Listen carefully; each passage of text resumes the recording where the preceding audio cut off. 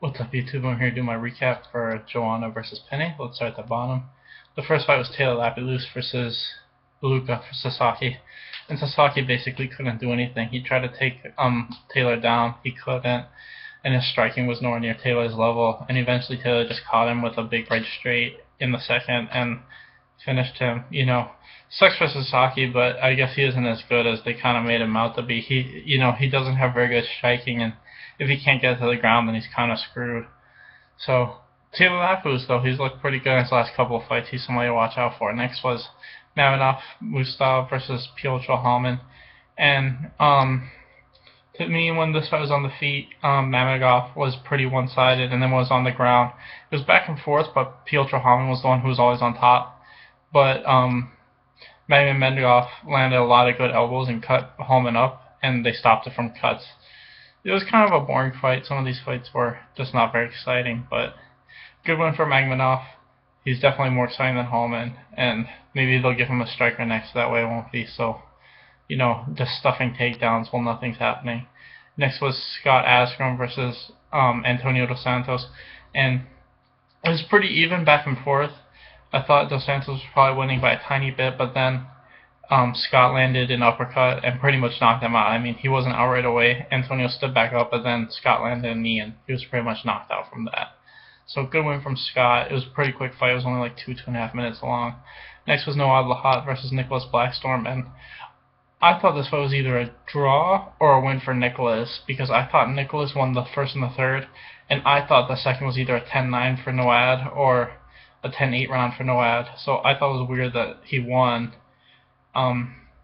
Like I said, I didn't think it was. I thought it was a draw. That was what I scored it. I thought it was a 10-8, but judges, they hate giving out draws. One judge actually scored a draw.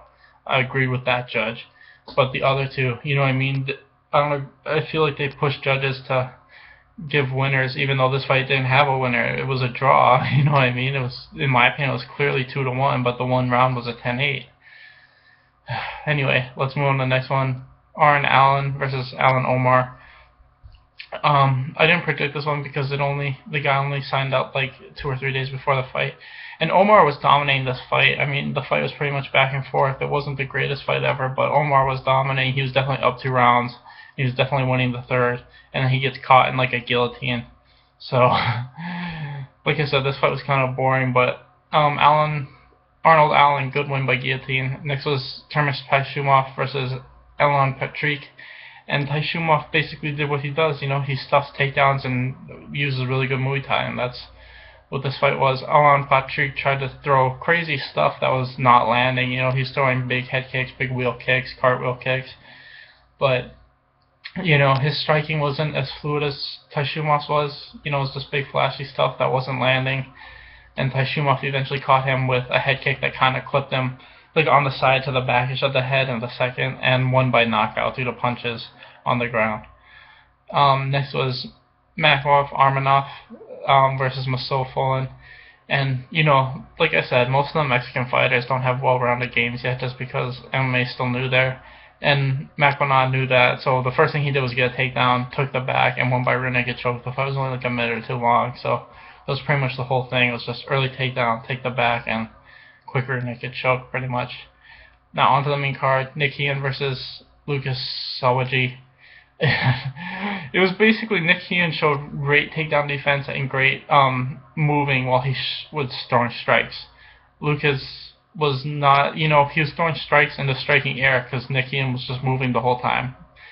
And that was basically what this fight was. It was just Nick Hean doing a good job throwing counter strikes, leg kicks, teeps, and stuff like that, and stuffing takedowns. And Lucas was just, not prepared for, I think, Hean's improved striking, because he's definitely improved by a lot. Anyway, next was Peter Sabata versus Steve Kennedy, and this was a lot like the Makov Armanov fight. Peter Sabata got a takedown pretty early, took the back, and then got the rear naked choke. This fight was only like 2 or 3 minutes long, so that was pretty much the whole fight. It was pretty quick. Not too much to say about that one. I know that guy Steve Kennedy was a late replacement, so hopefully he gets another fight. Next was Tatsui Kawajiri versus Dennis Siver. And to me, this is definitely the best fight on the card. I don't know if they're going to give a fight of the night. They might just do 4 performance bonuses, but Dennis Seaver looked really good in the first round. He was able to stuff takedowns, just strike at will. And then the second round, Tatsuya Kawajiri kind of changed what he did. He just kind of was forcing the takedowns more, which is what he's best at. What he's best at is forcing takedowns. He just keeps coming at you and tries to throw you to the ground, and once he gets you to the ground, you can't get up, and then he just lands good ground and pound. And that's what happened in the second. He got the takedown around the 3.5 minute mark, and Dan Seaver never got back up. And then the third round, it was basically the same. He got takedown. Dan Seaver got back up. But then around the last minute and a half or so, Katsuya Kawajiri did it again. Got takedown, is basically on top, just landing decent elbows and punches. And all three judges scored at 29-28 for Kawajiri. And, good win for him. And then last was the main event, Joanna Jędrzejczyk versus Jessica Penne. It was just a one-sided beatdown the whole fight. I mean, Penne got a couple of takedowns, but was never able to establish anything, and Joanna just stood right back up. And Joanna was just able to pick her apart. I mean, the striking was super one-sided. I thought the stoppage was super early. I think that, no offense to the ref, but she got hit with one right hand, and then she blocked the knee, and the ref says it's done. I'm like, if she's not going to quit, then why are you stopping it? I get bothered by early stoppages, and that was a super early stoppage. That's one of the earliest stoppages I've ever seen in my life. Anyway, guys, thanks for watching. I'm going to put my predictions up for Machida versus Romero, which is the Ultimate Fighter finale for Brazil, in a couple of days. So, thanks for watching. Please like and subscribe.